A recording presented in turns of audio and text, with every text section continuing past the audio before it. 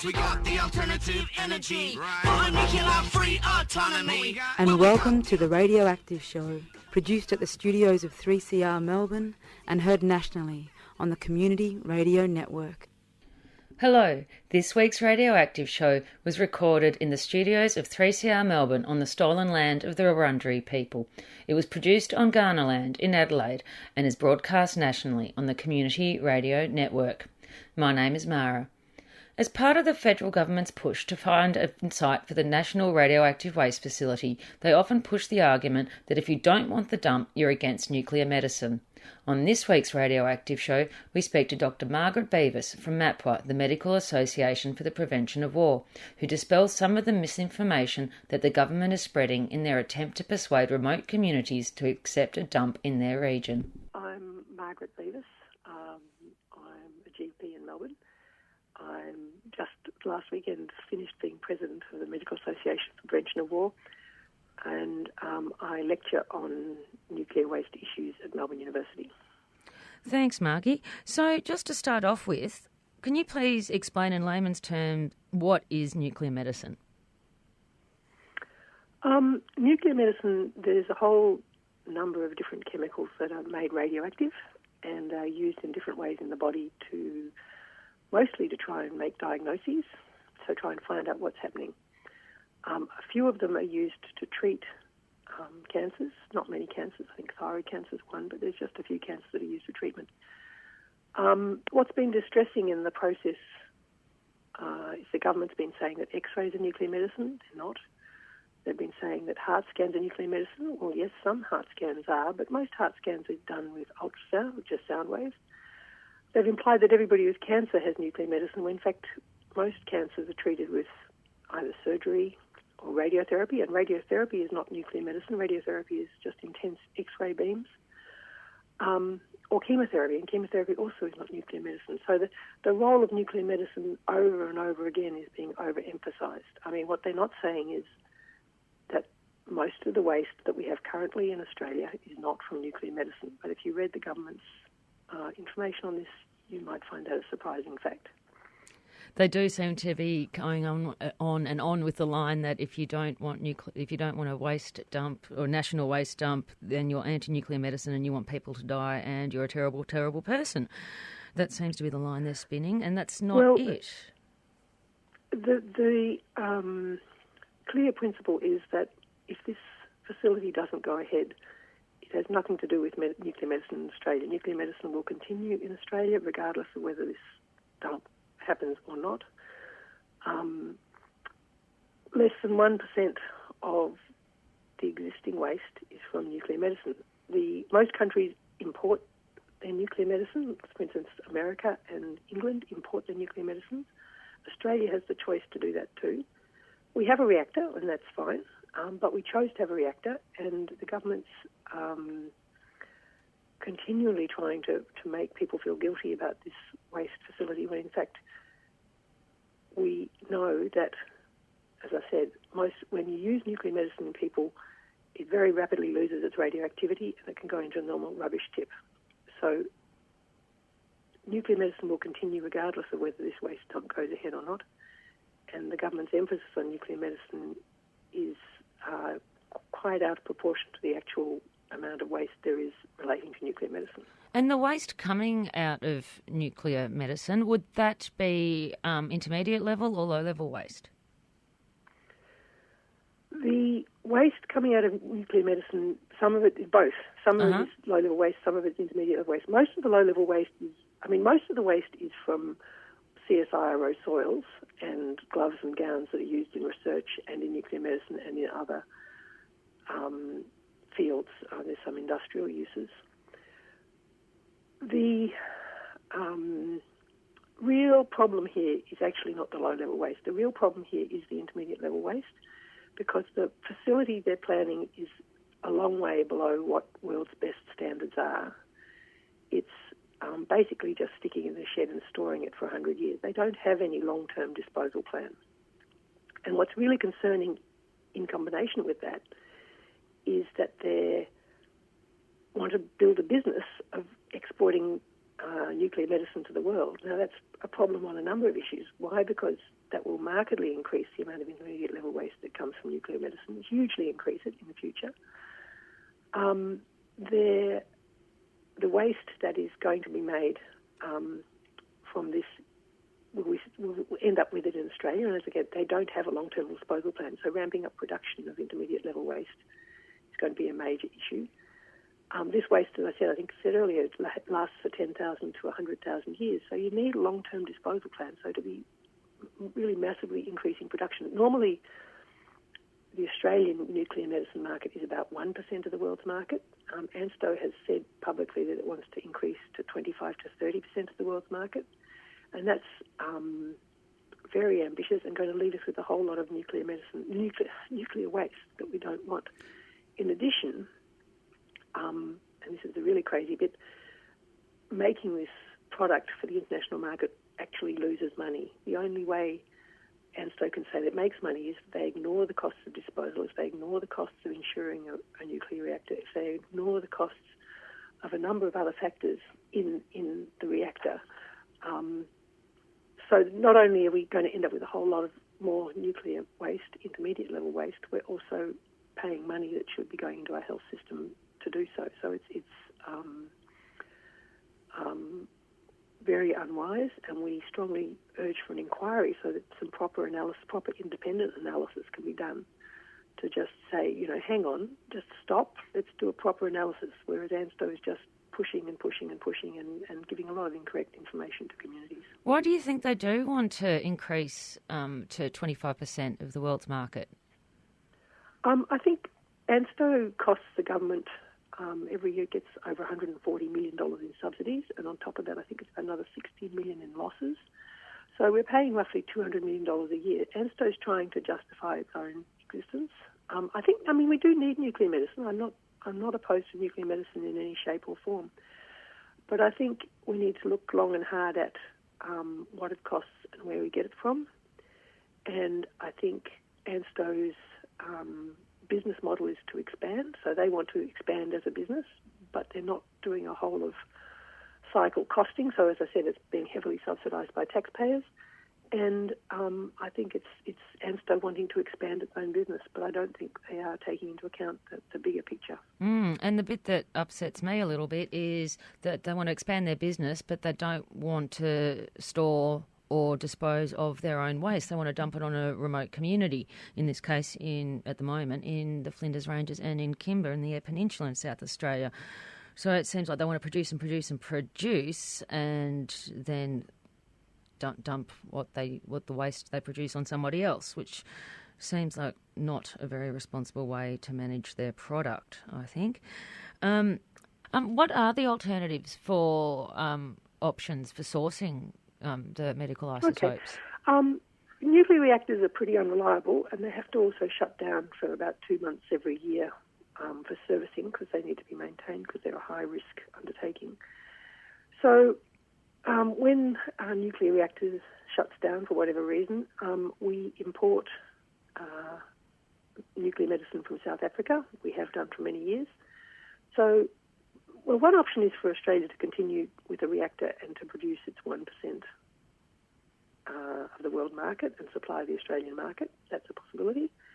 One option is for Australia to import nuclear medicine from other countries. And what's interesting is that when the Nuclear Energy Agency, which looks at the whole world, looks at the picture from 2016, looking as far out as 2022, they say that in fact that the world is going to be oversupplied by 2022.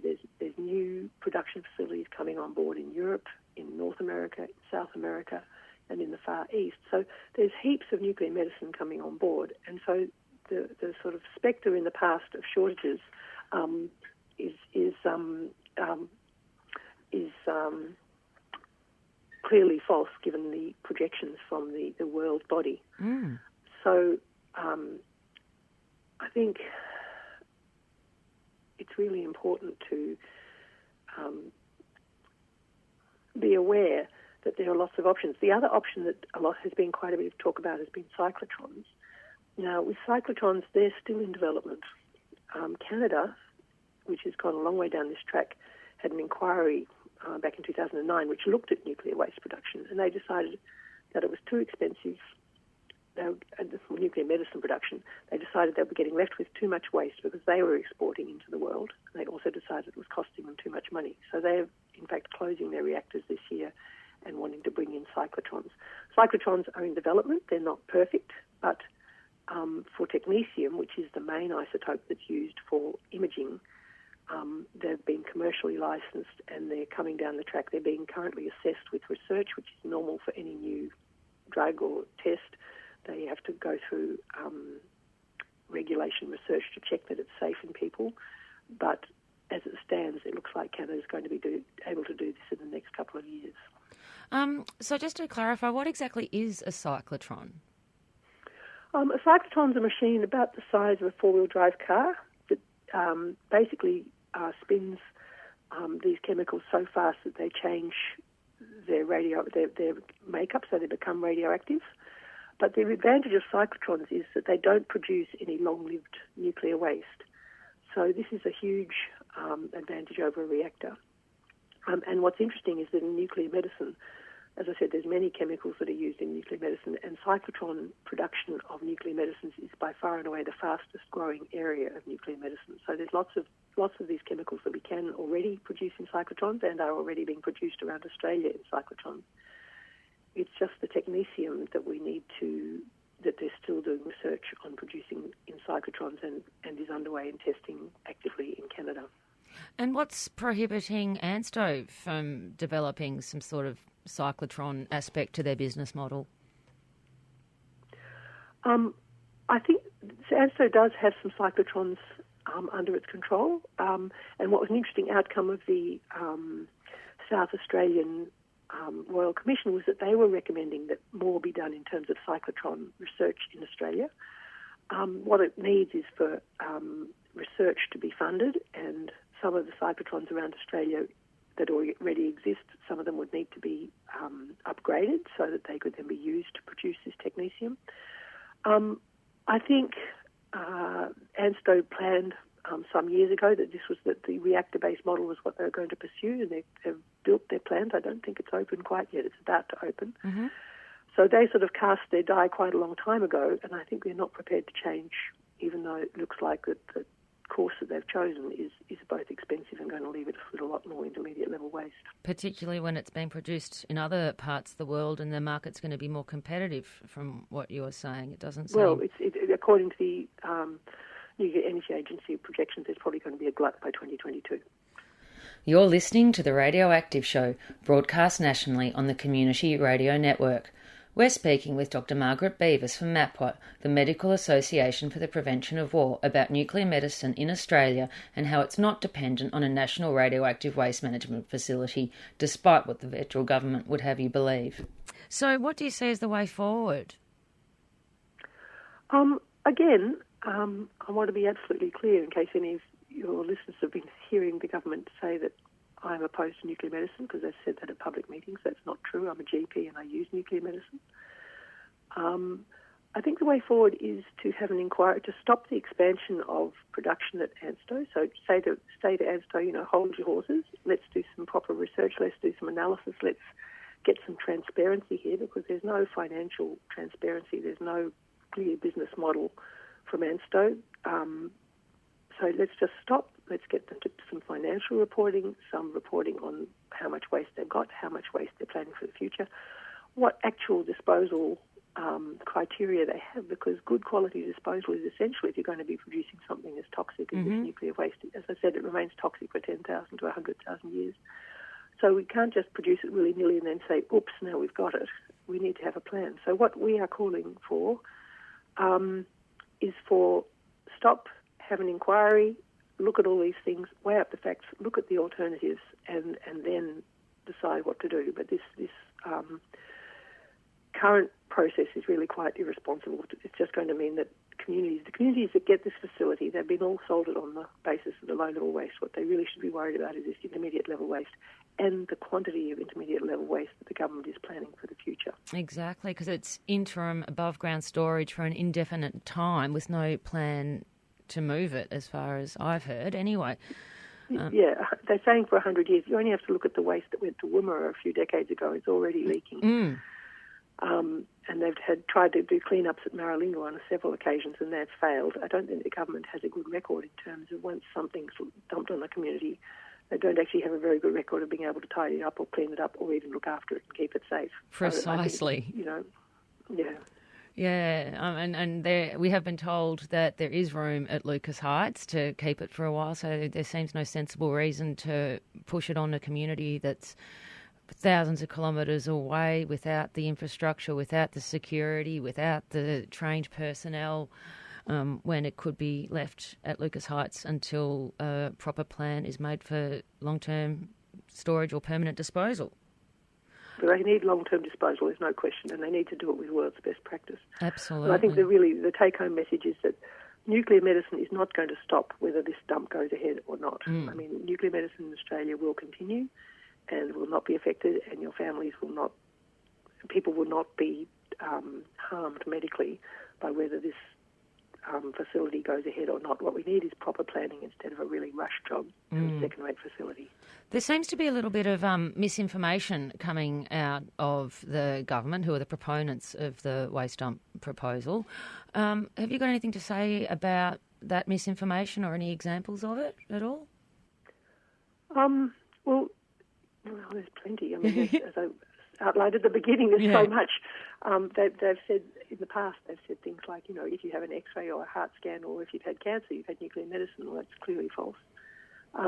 They said at a public meeting recently in Kimber that myself, as a GP, and more laughably, Dr Peter Karamoskis was opposed to nuclear medicine. Well, Peter Karamoskis is a very senior nuclear medicine physician. All he does all day, every day is nuclear medicine, and yet they're trying to say that someone who does nuclear medicine all day, every day is opposed to nuclear medicine. Well, it's like saying, I don't know, a postman's opposed to the mail. It's stupid. Anyway, they don't seem to have any common sense in terms of the claims they make. So I think you just have to be very clear to people that there is time, there's no rush on this decision, that the facility they're proposing is really second-rate. It's not good enough for the intermediate level waste, and that the intermediate level waste is what they should be worried about. And that the plans to increase the production of intermediate level waste need to be stopped so that we can just pause, keep going with the domestic production if you wish to, but look at what the options are. Look at whether we should be looking into cyclotron manufacture. Look at whether we should be using taxpayers' money to send nuclear medicine internationally and get left with all the intermediate level waste. I think there's there are many questions that need to be answered, and in fact at Kimber we offered to appear on the same platform as the government so that we can have a debate, so we can have a factual debate about what the truth about what they're saying is, and they've refused to be on the same platform, which is fairly telling, I think. Yeah, I think you're absolutely right. I was at that public meeting in Kimber, and they had a representative from Ansto, they had someone from Charles Sturt University, and they had someone from Rio Tinto, and they were just talking about how fabulous and wonderful and important nuclear medicine is, and they were actually ignoring the issue of we have this waste, it needs to be dealt with responsibly, and why should the Kimber community in that particular example be responsible for the whole of Australia's radioactive waste. They were ignoring that, and the community were asking very intelligent, very informed questions, and from my perspective, they didn't really have any good answers for it. They were just pushing the line with their blinkers on that if you don't have this fabulous nuclear medicine, which no one is disputing, that people will die, and you need the waste dump to facilitate that.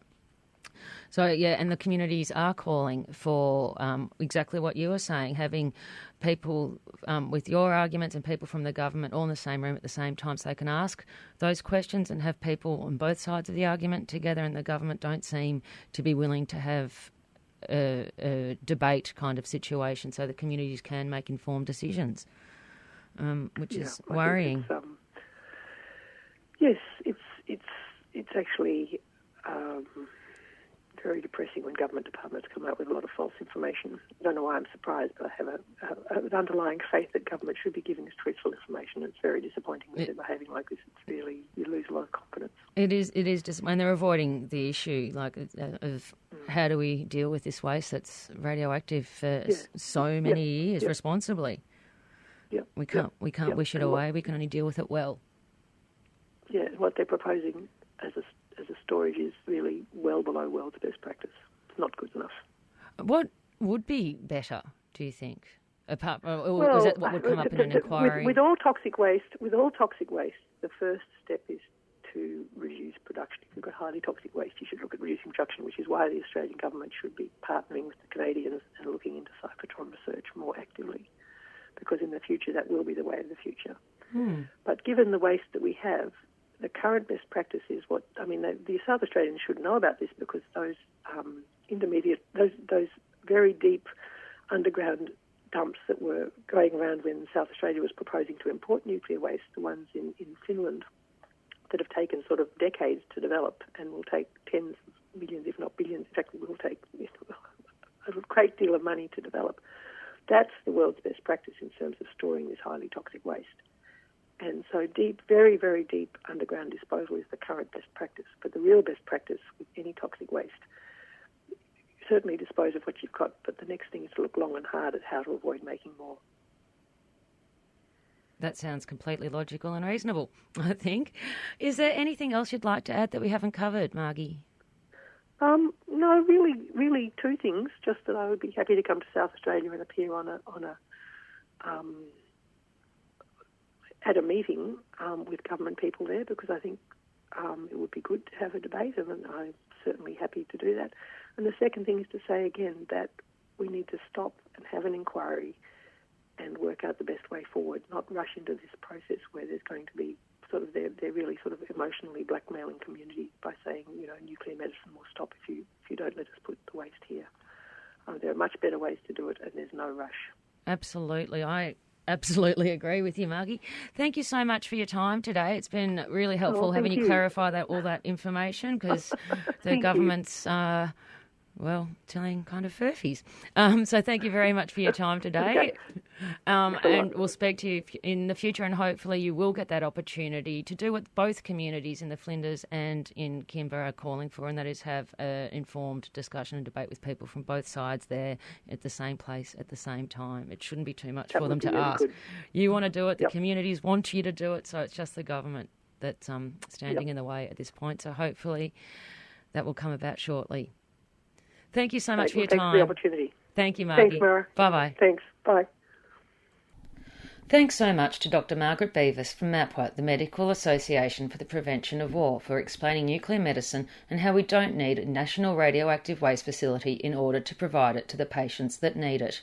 If you'd like more information, MAPW's website is mapw.org.au. We do not need a nuclear dump to continue to have access to nuclear medicine in Australia. The absence of a national dump has not harmed nuclear medicine, and the establishment of one won't help it. No Australian will miss out on access to nuclear medicine if the waste continues to be managed at Lucas Heights. The fact is that we have radioactive waste that needs to be managed for thousands of years.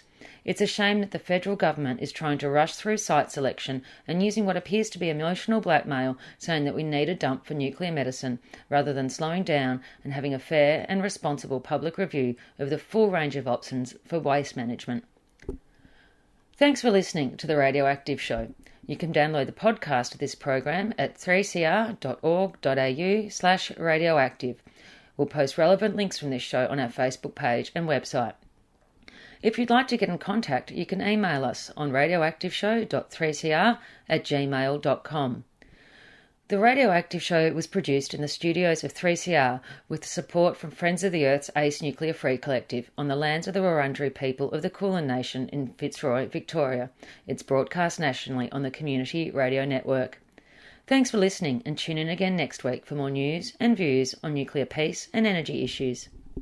We'll end today's show with a song called Start Thinking. It's by Adelaide heartland rock band Moss, who write about political and social issues of concern, and this one is about the dumping of nuclear waste.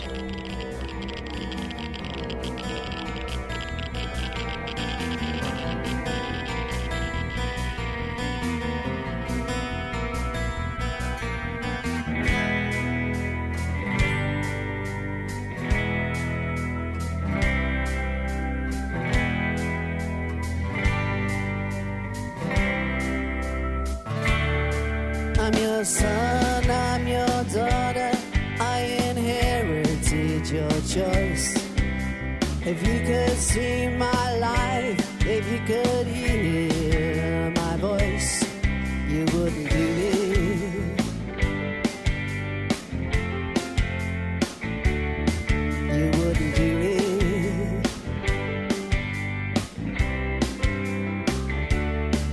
Take your hands from your face and look through the door.